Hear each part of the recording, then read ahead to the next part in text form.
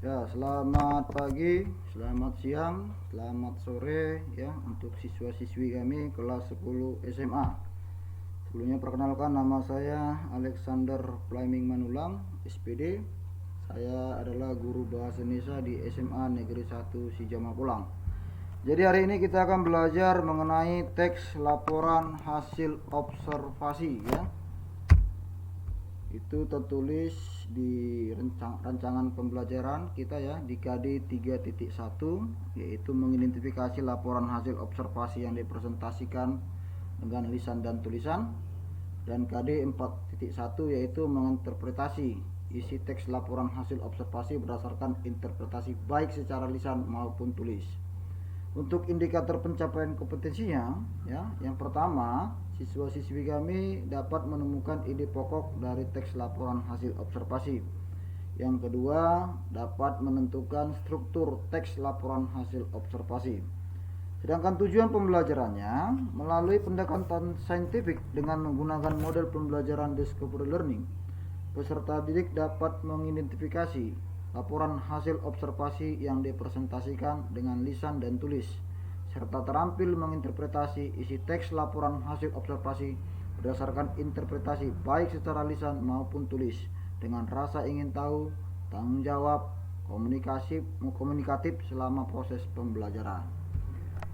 Sekarang pertanyaannya, apa itu teks laporan observasi? Kalau kita artikan ya, teks laporan observasi diartikan sebagai teks yang berisi penjabaran umum, melaporkan sesuatu berupa hasil dari pengamatan atau observasi. Berarti ada sesuatu yang diamati dengan sungguh-sungguh ya, dengan secara teliti. Teks laporan atau report ini juga disebut sebagai teks klasifikasi karena memuat klasifikasi mengenai jenis-jenis sesuatu berdasarkan kriteria tertentu ya. Klasifikasi itu diartikan sebagai pengelompokan. Nah, contoh dari pengelompokan, contohnya ya, ada unggas. Unggas itu apa saja? Unggas bisa seperti ayam ya, jenis ayam, burung ya, bebek itu termasuk ke dalam bentuk unggas, itu klasifikasinya ya. Sedangkan ada juga klasifikasi secara objektif dia. Contohnya ya, kalau ayam itu apa saja yang ada pada ayam? Ya, contohnya ada kakinya dua, memiliki jari, memiliki bulu, kakinya memiliki taji dan lain sebagainya. Itu disebut sebagai klasifikasi ya. Lalu lanjut kita ke ciri-ciri teks laporan hasil observasi. Ciri-ciri teks laporan hasil observasi, yang pertama, dia bersifat objektif. Objektif itu artinya apa adanya ya, sesuai dengan apa yang dilihat, apa yang diteliti. Lalu dia global. Global itu artinya mendunia ya, universal. Berarti semua mengakui bahwasanya hal itu sama begitu. Contohnya ya, kalau dikatakan bahwasanya burung itu adalah hewan yang bisa terbang secara universal ya, di seluruh dunia ya pasti menyatakan bahwasanya burung adalah hewan yang bisa terbang. Itulah. Yang kedua, objek yang akan dibicarakan, dibahas adalah objek tunggal ya. Jadi kalau kita membahas tentang yang monyet ya tentang monyet saja ya. Jangan di luar dari monyet lagi, karena objek yang dibahas adalah objek yang tunggal. Lalu ditulis secara lengkap dan sempurna ya. Lalu yang keempat, ditulis berdasarkan fakta sesuai dengan pengamatan yang telah dilakukan. Jadi kalau fakta itu artinya sesuai dengan kebenarannya ya, tidak dibuat-buat atau ditambah-tambahkan. Lanjut, informasi teks merupakan hasil penelitian terkini yang sudah terbukti kebenarannya. Tidak mengandung prasangka, ini seperti saya katakan tadi ya, tidak dibuat-buat, dugaan, pemihakan yang menyimpang atau tidak tepat. Lalu yang terakhir, saling berkaitan dengan hubungan berjenjang antara kelas dan subkelas yang terdapat di dalamnya. Jadi itu adalah ciri-ciri dari teks laporan hasil observasi. Kita beralih ke strukturnya ya. Jadi struktur teks laporan observasi ini ya ada 3 ya nak ya. Yang pertama disebut dengan definisi umum ya, atau bisa juga disebut sebagai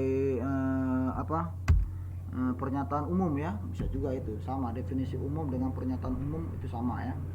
Lalu ada deskripsi ya, deskripsi bagian dan deskripsi manfaat. Jadi ada 3 nak ya. Yang pertama definisi umum, yang kedua deskripsi bagian, yang ketiga adalah deskripsi manfaat. Apa itu? Kita jelaskan. Pernyataan umum atau definisi umum bisa dinyatakan sebagai pembuka atau pengantar hal yang akan disampaikan. Jadi bagian ini berisi hal umum tentang objek yang akan dikaji. Bagian ini juga menjelaskan secara garis besar pemahaman tentang hal tersebut. Jadi ini pembahasan tentang suatu objek. Jadi biasanya kalau kita bahas suatu objek itu dimulai dari pengertian, makanya disebut sebagai definisi umum. Definisi itu artinya pengertian. Lalu lanjut ke bagian kedua ya, itu deskripsi bagian dan deskripsi manfaat. Kita jelaskan dulu, deskripsi ini apa? Deskripsi ini bisa diartikan sebagai penggambaran suatu objek dengan sejelas-jelasnya dengan tujuan agar pembaca seolah-olah melihat objek tersebut. Jadi kamu menggambarkan satu objek dengan kata-kata, bagaimana bentuknya? Ya. Contohnya kalau saya katakan ya, saya jelaskan tentang seekor kucing. Kucing adalah hewan peliharaan yang memiliki kaki 4, berbulu. Ekornya ada yang panjang, ada yang pendek. Biasanya itu tinggal di rumah yang selalu meminta makanan kepada pemiliknya. Nah, itu definisi dari kucing. Ya, kalau kakinya 4 berarti bisa kita bayangkan ya, bahwasanya memang hewan itu memiliki kakinya 4. Berarti bukan ayam. Kalau ayam kan kakinya 2. Lain sebagainya. Jadi deskripsi ini dibagi dua lagi. Ada deskripsi bagian, ada deskripsi manfaat. Deskripsi bagian berisi detail mengenai objek atau bagian-bagiannya. Jadi kalau kita melihat suatu benda, apa saja bagian-bagian dari benda tersebut. Contohnya, anak-anak kami pernah lihat bunga mawar. Ya, mawar ya. Mawar itu bentuknya seperti apa? Dia kan berupa tumbuhan, memiliki akar. Batangnya itu biasanya tingginya, ada mawar itu kebanyakan tidak lebih dari 1 meter ya. Batangnya berwarna hijau. Lalu di batangnya itu terdapat duri. Daunnya kecil-kecil. Lalu ada kelopaknya ya. Kelopaknya bisa berwarna merah, ada juga berwarna putih, dan lain sebagainya. Itu disebut sebagai deskripsi bagian karena bagian-bagian dari suatu objek. Lalu ada deskripsi manfaat. Deskripsi manfaat menunjukkan bahwa setiap objek yang diamati memiliki manfaat atau fungsi di dalam kehidupan. Manfaat objek yang diobservasi tersebut dapat dilihat dari berbagai sudut pandang. Artinya apa? Dan manfaatnya ini bisa untuk objek tersebut, bisa juga untuk di luar dari objek tersebut. Contohnya ya, duri yang ada pada bunga mawar itu manfaatnya untuk siapa? Ya untuk si bunga mawarnya. Apa gunanya? Melindungi dirinya dari pemangsa. Ya, contohnya ada hewan herbivora yang ingin memakannya, nggak jadi karena apa? Karena ada durinya. Tapi untuk orang lain seandainya, untuk yang di luarnya itu nggak ada manfaatnya. Tapi kalau dia mawar tersebut seperti kelopaknya itu ya, itu kan pasti bermanfaat bagi manusia, makanya diambil manusia kan. Apa manfaatnya? Sebagai penambah keindahan. Nah, begitu ya. Jadi deskripsi manfaat ini tergantung sudut pandangnya, bisa untuk si objek, bisa di luar dari si objek tersebut. Coba kita perhatikan satu gambar ini ya. Ini saya rasa anak-anak kami tahu ini apa ya. Ini harimau ya. Kalau kita lihat harimau ini bentuknya ya termasuk hewan berjenis kucing ya.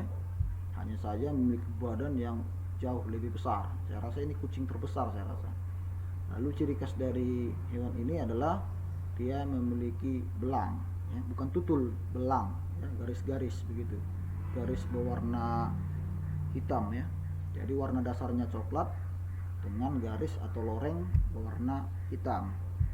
Kalau berdasarkan hasil observasinya mungkin akan beginilah ya, teks yang akan dihasilkan ya.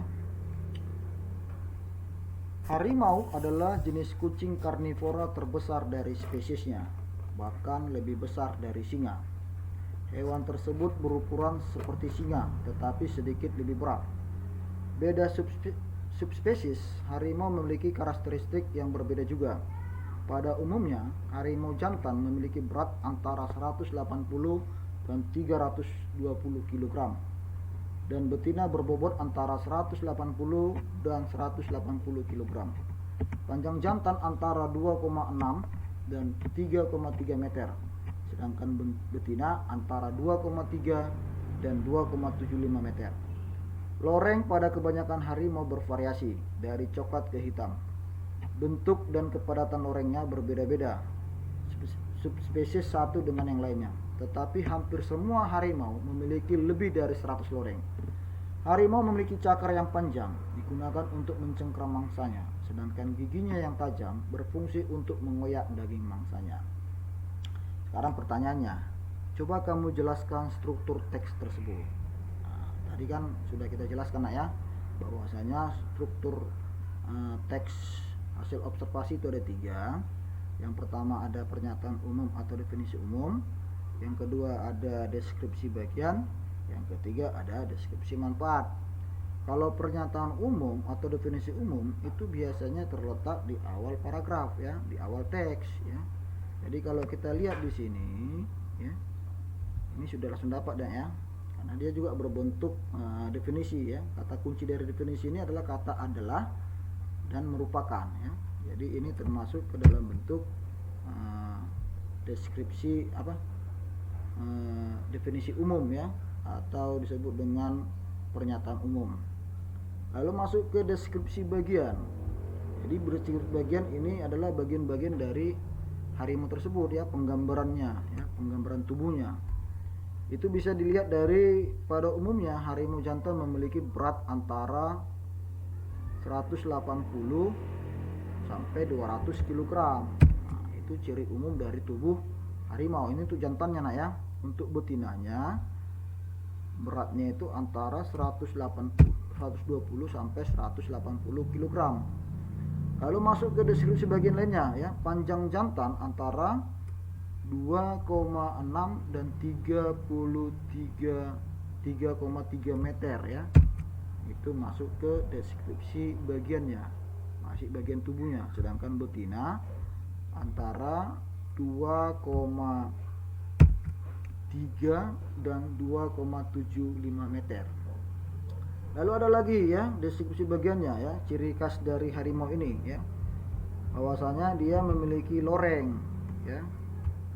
Lorengnya itu bervariasi dari coklat ke hitam ya. Paling tidak hampir semua harimau itu memiliki lebih dari 100 loreng ya, memiliki lebih dari 100 loreng. Lalu harimau juga memiliki cakar, itu juga termasuk ke deskripsi bagian. Lalu memiliki gigi yang tajam. Jadi deskripsi bagiannya itu ya antara berat, panjang, loreng, cakar, dan gigi yang tajam. Itu masuk ke deskripsi bagian. Lalu masuk ke deskripsi manfaat ya. Apa manfaat-manfaatnya dari anggota tubuhnya ini? Kan begitu dia. Harimau memiliki cakar yang panjang, digunakan untuk mencengkram mangsanya. Ini ya. Jadi dia memiliki cakar panjang, gunanya untuk apa? Ya untuk mencengkram mangsanya. Ya, kita tahu kan harimau ini adalah hewan yang karnivora ya, memakan daging ya. Jadi hewan-hewan yang mangsanya itu memang harus bisa ditangkapnya. Salah satu cara untuk menangkap mangsanya yaitu dengan mencengkram ya. Lalu sedangkan giginya yang tajam berfungsi untuk mengoyak daging mangsanya. Ini masuk juga ke deskripsi manfaat. Jadi sudah terjawab nah ya, yang mana pernyataan umum atau definisi umum, yang mana deskripsi bagian, yang mana deskripsi manfaat. Coba kita lanjutkan ya. Kita akan coba mengidentifikasinya.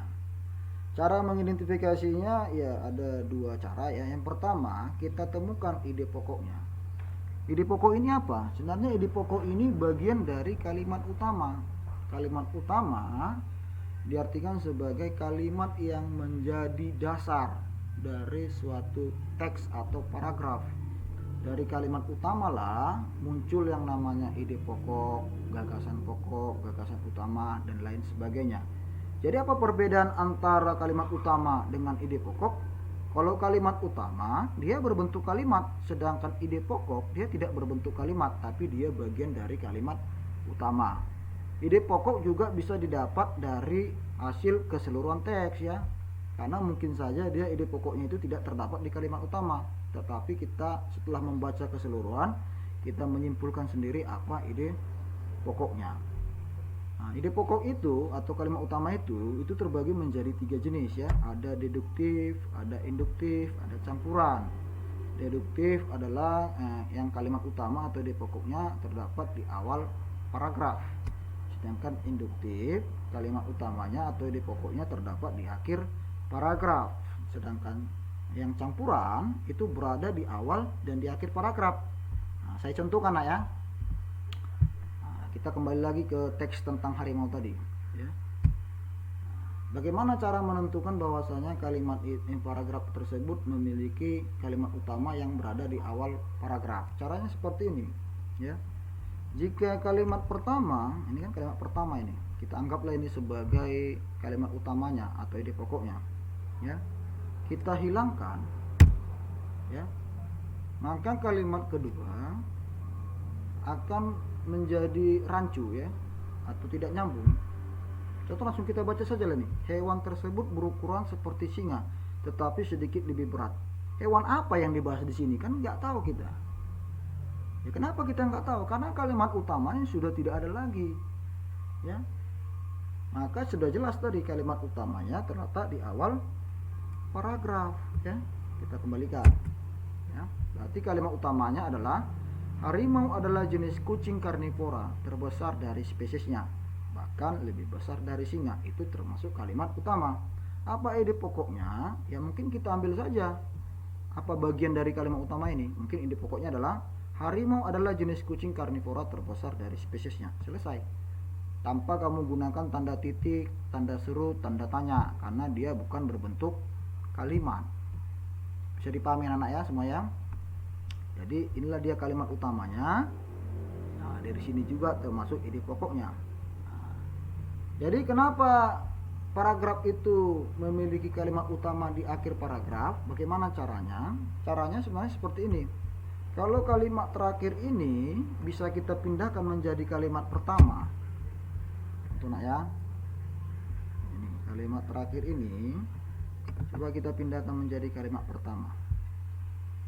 Kalau dia bisa menyatu, maka kalimat terakhir inilah menjadi kalimat utamanya ya. Sedangkan giginya yang tajam berfungsi untuk mengoyak daging mangsanya. Harimau adalah jenis kucing karnivora terbesar dari spesiesnya. Nyambung tidak? Gak nyambung kan? Berarti kalimat terakhir ini tidak bisa dijadikan sebagai kalimat utama ya, karena dia tidak nyambung. Kita kembalikan lagi ya. Nah, atau kalau kalian menemukan paragraf yang memiliki simpulan ya. Nah, kalau simpulan itu kan ada konjungsi kesimpulannya seperti jadi, maka dapat disimpulkan. Nah, itu bisa kalimat terakhirnya menjadi kalimat utamanya ya. Tapi terlihat lagi, kita kembali lagi kita seperti di awal tadi, bagaimana cara menentukan bahwasanya paragraf itu deduktif ya. Apabila kalimat pertama kita hapuskan, maka kalimat keduanya tidak nyambung lagi, maka tetap kalimat pertamalah menjadi kalimat utamanya. Jadi bagaimana yang berbentuk campuran? Nah, itu mudah saja. Jika kalimat pertama ya yang menjadi kalimat utamanya itu ditegaskan kembali, ada penegasan ulang ya, ada penegasan ulang dari kalimat pertama ini. Contohnya ya, jadi jelaslah bahwa harimau adalah kucing terbesar dari spesiesnya. Nah, jadi kan ada penegasan ulang di sini ya. Jadi kalimat pertama dengan kalimat terakhir itu tujuannya sama. Maka berarti letak kalimat utamanya berada di awal, berada juga di akhir. maka disebut sebagai paragraf campuran ya, yang kalimat utamanya terletak di awal dan di akhir paragraf. Saya rasa anak-anak semuanya sudah bisa memahaminya ya. Apa itu deduktif, apa itu induktif, dan apa itu campuran. Dan juga anak-anak kami juga sudah memahami apa struktur dari teks laporan hasil observasi. Lalu untuk identifikasi yang berikutnya adalah mungkin akan muncul pertanyaan-pertanyaan ya. Biasanya kan ada satu teks itu ada saja pertanyaannya, biasanya 1 sampai 10 dan lain sebagainya. Contohnya lah, ada pertanyaannya. Pada umumnya berapa berat harimau jantan? Bisa dijawab di sini ya. Antara 180 dan 320 kg. Ya, ini untuk menguji pemahamanmu tentang teks tersebut. Makanya dimunculkan pertanyaan-pertanyaan. Baik ya, saya rasa materi kita untuk saat ini itu sajalah dulu ya. Nah, untuk menambah pemahaman kalian ya, mengukur pemahaman kalian, coba kalian perhatikan contoh teks laporan observasi berikut ini ya. Ini materinya tentang jengkol ya.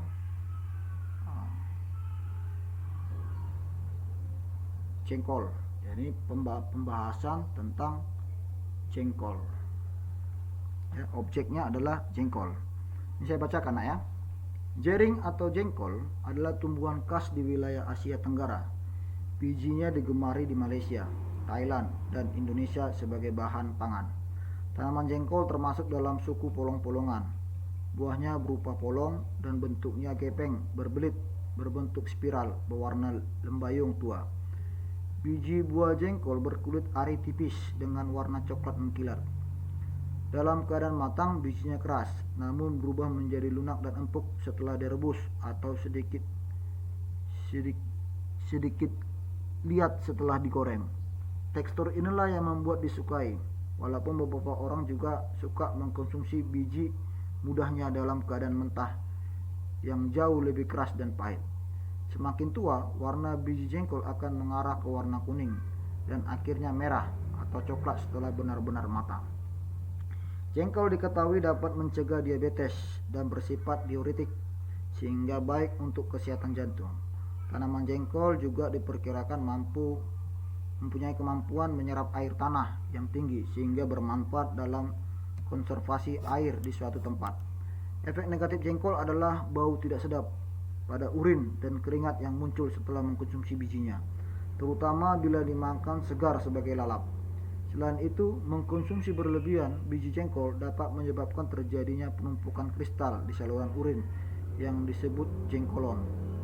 Ini terjadi karena jengkol mengandung asam jengkolat yang tinggi dan sukar laut di air pada pH yang asam. Konsumsi berlebihan akan menyebabkan terbentuknya kristal dan mengganggu urinasi. Ya. Apa tugas kalian? Tugas kalian adalah coba kalian tentukan strukturnya, lalu temukan ide pokoknya ya. Jadi strukturnya kalian cari yang mana definisi umumnya, yang mana deskripsi bagiannya, yang mana deskripsi manfaatnya, lalu apa ide pokoknya. Oke ya. Jadi demikianlah pertemuan kita pada hari ini ya. Semoga bermanfaat untuk anak-anak kami atau siswa-siswi kami kelas 10 SMA. Nah, kita bertemu lagi di pembelajaran berikutnya. Terima kasih, selamat pagi dan salam sejahtera buat kita semua.